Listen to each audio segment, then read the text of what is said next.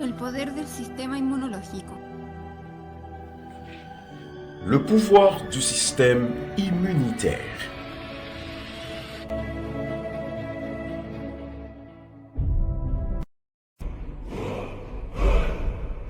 Hola, buenas tardes mis queridos amigos. Hoy tenemos el placer de presentarles este tema, la historia de los microorganismos.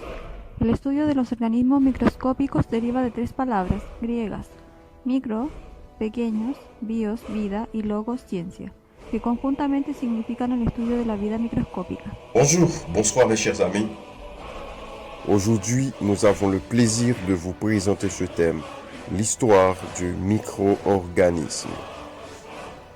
L'étude des organismes microscopiques dérive de trois mots grecs.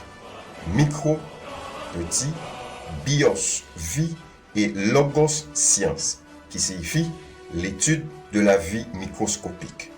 Para mucha gente la palabra microorganismo le trae a la mente un grupo de pequeñas criaturas que no se encuadran en ninguna de las categorías de la pregunta clásica. ¿Es animal, vegetal o mineral? Los microorganismos son diminutos seres vivos que individualmente son demasiado pequeños como para verlos a simple vista. Este grupo incluye las bacterias, hongos, virus, protozoos y algas microscópicas. Pour beaucoup de gens, le mot micro-organisme évoque un groupe de petites créatures qui n'entrent dans aucune des catégories de la question classique. Est-ce animal, végétal ou minéral?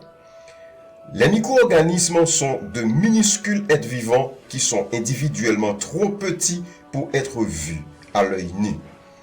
Ce groupe comprend les bactéries, les champignons, les virus, les protozoaires et les algues microscopiques. Aunque los microorganismos se originaron hace aproximadamente 100.000 años, la microbiología es relativamente una ciencia joven. Los primeros microorganismos se observaron hace 300 años y sin embargo pasaron unos 200 años hasta que se reconoció su importancia. Bien que les micro-organismes soient apparus il y a environ 6000 ans, la microbiologie est une science relativement jeune. Les premiers micro-organismes ont été observés il y a 300 ans, mais il a fallu environ 200 ans pour que leur importance soit reconnue. La existencia de los microorganismos no se conoció hasta la invención del microscopio. La primera persona en describir los microorganismos en detalle fue el holandés Anthony van Leeuwenhoek en 1684, a los cuales denominó animalculos. Leeuwenhoek examinó el agua de lluvia, de mar, de río, saliva y otras materias. L'existence des micro-organismes n'était pas connue jusqu'à l'invention du microscope. La première personne à décrire les micro-organismes en détail était le Hollandais Anthony van Leeuwenhoek en 1684, qu'il appela animalcule. Leeuwenhoek a examiné l'eau de pluie, l'eau de mer et l'eau de rivière, de salive et autres questions. Sin embargo, estas observaciones no condujeron a ninguna investigación acerca de las posibles actividades de los microorganismos, ni como agentes de fermentaciones ni de enfermedades infecciosas, ya que el desarrollo de la química de la medicina era demasiado primitivo. Cependant, ces observations n'ont conduit à aucune enquête sur les activités possibles des micro-organismes, ni comme agents de fermentation, ni de maladies infectieuses, puisque le développement de la chimie et de la médecine était trop primitif. Una vez descubiertos los microorganismos por Leeuwenhoek, se empezó a especular sobre el origen de estos animalculos. Une fois les micro-organismes découverts par Leeuwenhoek, la spéculation a commencé sur l'origine de ces animalcules. Se formaron dos escuelas. Una de ellas admitía la existencia de estas estructuras, pero apoyaba la teoría que provenían de la descomposición de los tejidos de las plantas o animales. Eran el resultado de la descomposición y no la causa. Los que apoyaban esta teoría creían que la vida se generaba a partir de materia no viva, proceso que se denominó abiogénesis. Básicamente era el concepto de la generación espontánea. Deux écoles se sont formées. L'une d'elles a admis l'existence de ces structures, mais a soutenu la théorie selon laquelle elles provenaient de la décomposition de tissus végétaux ou d'animaux. Ils étaient le résultat de la décomposition et non la cause. Ceux qui soutenaient cette théorie croyaient que la vie était générée à partir de matière non vivante, un processus appelé abiogénèse. Fondamentalement, c'était le concept de génération spontanée. De otro lado estaba la teoría de la biogénesis. Los animáculos se originaban como ocurre en formas de vida superiores, a partir de animáculos padres, hasta que se rechazó la idea de la generación espontánea que tuvieron que realizar muchos experimentos que parecen simples hoy en día, pero que en aquellos momentos llevó más de 100 años resolver dicha controversia. De notre côté était la théorie de la biogénèse. Les animalcules sont issus comme dans les formes de vie supérieures d'animalcules parents, jusqu'à ce que l'idée de génération spontanée soit rejetée. De nombreuses expériences ont dû être menées qui semblent simples aujourd'hui, mais qu'à cette époque, il fallait plus de 100 ans pour résoudre cette controverse. La idea de la generación espontánea se remonta a la cultura griega, los cuales creían que las ranas gusanos crecían espontáneamente a partir del lodo. Incluso existían recetas, llenando una tinaja con trapos y colocándola en un sitio apartado durante semanas. Al final crecían ratones a partir de los trapos. L'idée de génération spontanée remonte à la culture grecque, qui croyait que les grenouilles et les vers poussaient spontanément à partir de la boue. Il y avait même des recettes: remplir un bocal avec des chiffons et le placer dans un endroit isolé pendant des semaines. À la fin, des souris ont grandi à partir de chiffons. En el siglo XVII, el italiano Francesco Redi demostró en 1668 que los gusanos encontrados en la carne podrida eran las larvas que provenían de los huevos que previamente habían depositado en la carne las moscas y no el producto de la generación espontánea. Sin embargo, una cosa eran los huevos de moscas y otra los microorganismos que solo se podían ver con la ayuda del microscopio.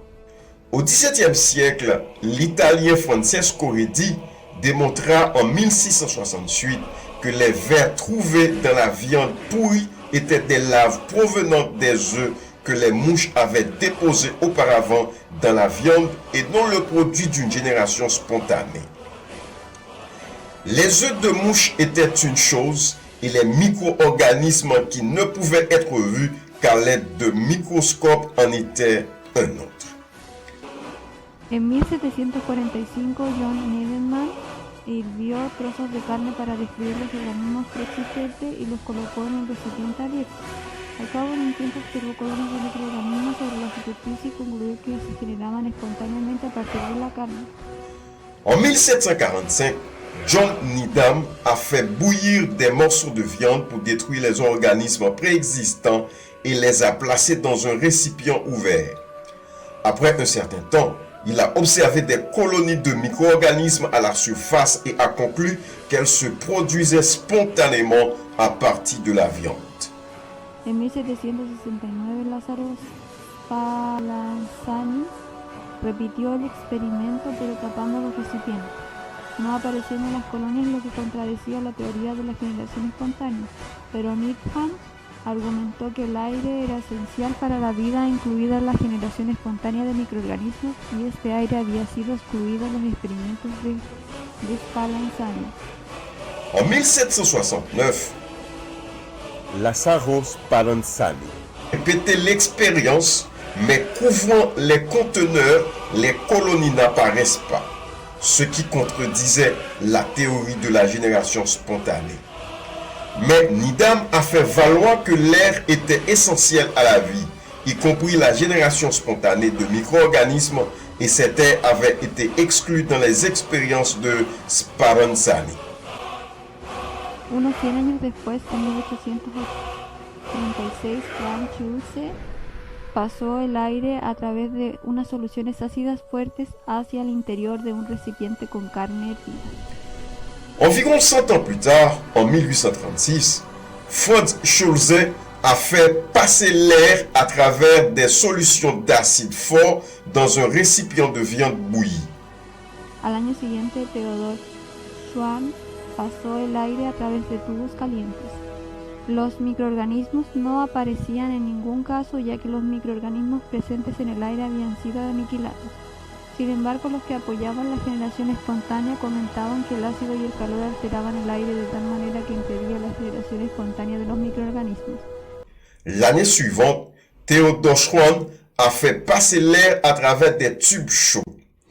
Les micro-organismes ne sont apparus dans aucun des cas puisque les micro-organismes présents dans l'air avaient été tués. Cependant, ceux qui ont soutenu la génération spontanée ont commenté que l'acide et la chaleur ont modifié l'air de telle manière qu'il a empêché la génération spontanée de micro-organismes. Sin embargo, fue Louis Pasteur el que zanjó definitivamente la controversia en 1864 al utilizar matraces con un tubo largo y curvado llamado cuello de cisne. El aire pasaba libremente a través del cuello, pero los microorganismos no aparecían en la solución, ya que las partículas de polvo y microorganismos sedimentaban en el recodo del cuello. Cependant, c'est Louis Pasteur qui a finalement installé la polémique en 1864 en utilisant des flacons avec un tube long et recourbé appelé col de cygne. L'air passait librement par le col, mais les micro-organismes n'apparaissaient pas dans la solution puisque les particules de poussière et les micro-organismes se sont déposés dans le coude du col. Estos experimentos de Pasteur promovieron el reconocimiento de la biogénesis. Posteriormente, Pasteur empezó a estudiar el papel de los microorganismos en la producción de vino y como causa de enfermedades. Ces expériences Pasteur ont favorisé la reconnaissance de la biogénèse. Plus tard, Pasteur a commencé à étudier le rôle des micro-organismes dans la production de vin et comme cause de maladies. Ya en 1546, Girolamo Factoro había sugerido que las enfermedades podían deberse a organismos tan pequeños que no podían verse y que eran transmitidos de una persona a otra.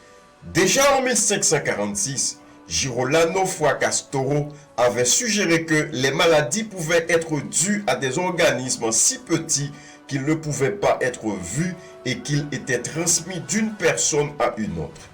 El descubrimiento de que las bacterias pueden actuar como agentes específicos de las enfermedades infecciosas en los animales fue realizado a través del estudio de carbunco, infección grave de los animales domésticos que es transmisible al hombre. Cependant, la découverte que les bactéries peuvent agir comme agents spécifiques de maladies infectieuses chez les animaux a été faite grâce à l'étude de l'anthrax, une infection grave des animaux domestiques qui est transmissible à l'homme. Demostración concluyente de la causa bacteriana o etiología del carbunco la proporcionó en 1876 Robert Koch, un médico rural alemán. Koch empezó a estudiar el mundo microbiano después de que su mujer le regalara por su 28 cumpleaños un microscopio. 6 años después, Koch anunció al mundo que había encontrado la bacteria del carbunco. Posteriormente, él y sus colaboradores descubrieron las bacterias que causan la tuberculosis y el cólera. La démonstration concluante de la cause bactérienne ou l'étiologie de l'anthrax a été fournie par Robert Koch, un médecin rural allemand en 1876. Koch a commencé à étudier le monde microbien après que sa femme lui a donné un microscope pour son 28e anniversaire. 6 ans plus tard, Koch a annoncé au monde qu'il avait trouvé la bactérie du charbon, Bacillus anthracis. Plus tard, lui et ses collaborateurs ont découvert les bactéries qui causent la tuberculose et le choléra. Esta serie de experimentos se ajustaban a los criterios necesarios para poder establecer la relación causal entre un organismo específico y una enfermedad específica. Estos criterios se conocen como los postulados de Koch. Cette série d'expériences répondait aux critères nécessaires pour établir la relation causale entre un organisme spécifique et une maladie spécifique. Ces critères sont connus sous le nom de postulat de Koch. El microorganismo debe estar presente en todos los casos de la enfermedad. El microorganismo debe ser aislado del hospedador enfermo y obtenerse en cultivo puro en el laboratorio. La enfermedad específica debe reproducirse cuando un cultivo puro del microorganismo se inocula a un hospedador susceptible sano. Le micro-organisme doit être présent dans tous les cas de la maladie. 2. Le micro-organisme doit être isolé de l'hôte malade et obtenu en culture pure au laboratoire. 3.